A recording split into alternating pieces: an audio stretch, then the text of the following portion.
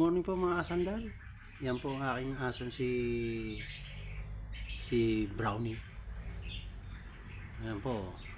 Tulog na tulog po yan. Pag po kami nagbubukas ng tindahan, mga alas 3, nagising na rin po siya.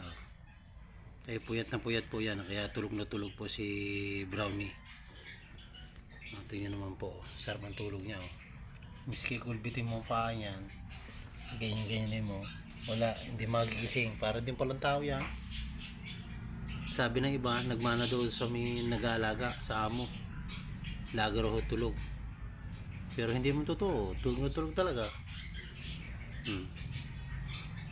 Maagang gumising si Brownie po eh. Kaya yan eh,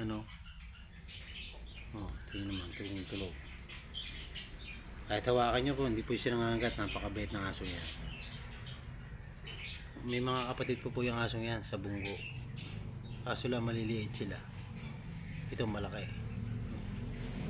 Natango pa eh. Malaki ito si Brownie. Yan po. Panoorin nyo ba sa video. Yan. Si Brownie walang pakialam mo.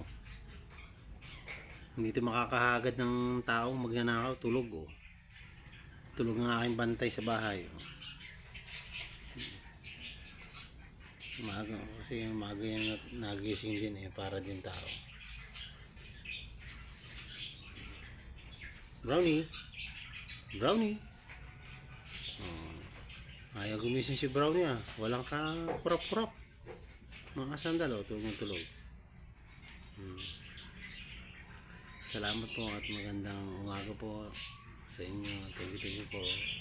Good morning.